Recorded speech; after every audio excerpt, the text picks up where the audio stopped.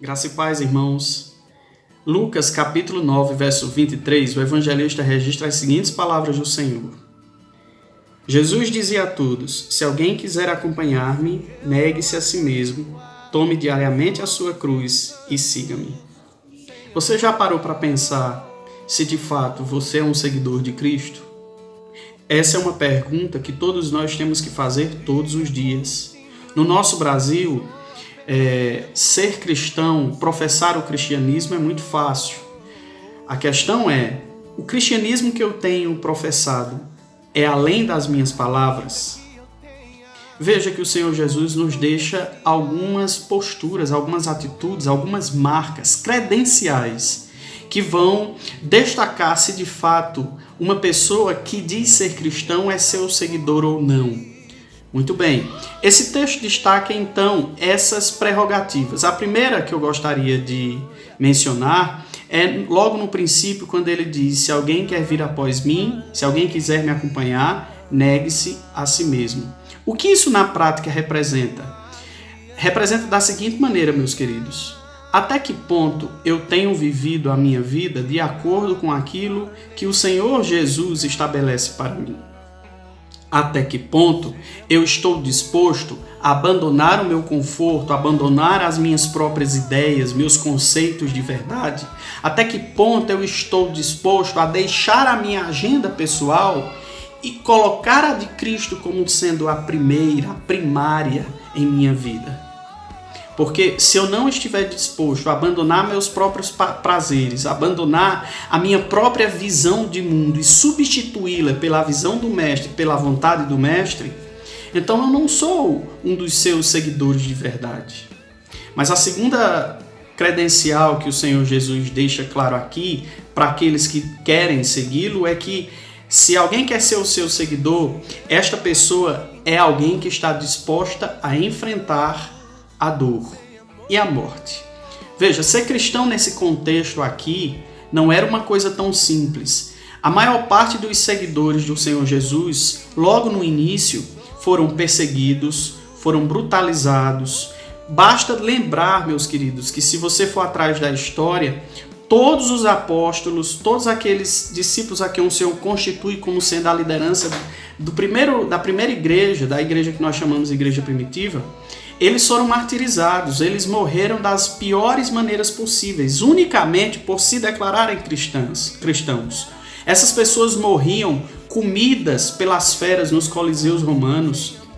Seus corpos, às vezes, eram queimados em praça pública para servir de espetáculo, simplesmente porque criam em Cristo como Messias. Jesus já estava advertindo a seus discípulos que havia um alto preço a pagar se alguém desejasse ser um dos seus seguidores. Olha como é bem diferente no país em que nós vivemos hoje, não é?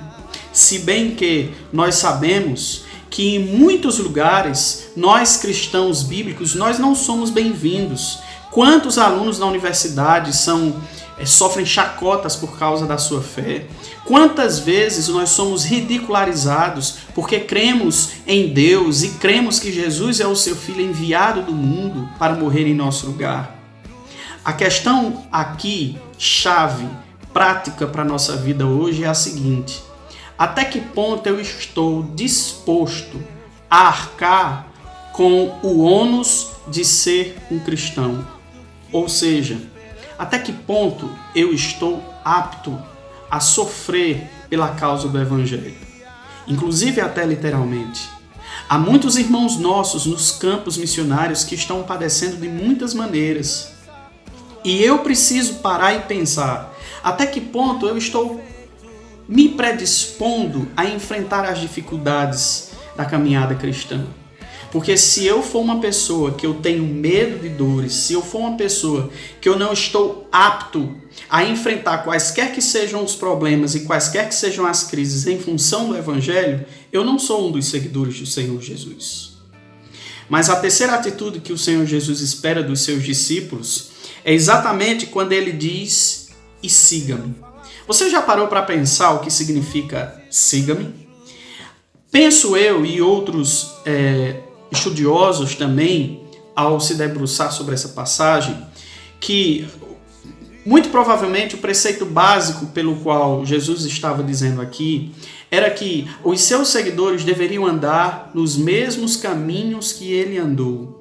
Ou seja, eu não posso dizer que sou cristão e vivo uma vida completamente diferente daquilo que o Senhor Jesus tinha ou levava. É bem verdade que o Senhor Jesus era sublimemente santo. É bem verdade que ele era completamente perfeito e nós não somos assim.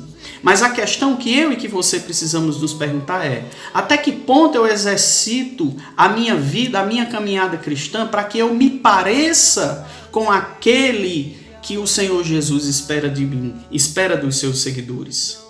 Eu não posso dizer que sou cristão e vivo uma vida diferente dos parâmetros que ele estabeleceu para que eu possa vivê-la. E onde é que nós encontramos esses parâmetros? Ora, apenas na Bíblia. A Bíblia vai oferecer aos seguidores de Jesus todos os parâmetros necessários para que guie os seus caminhos aqui, a fim de que a sua vida se assemelhe à do seu mestre.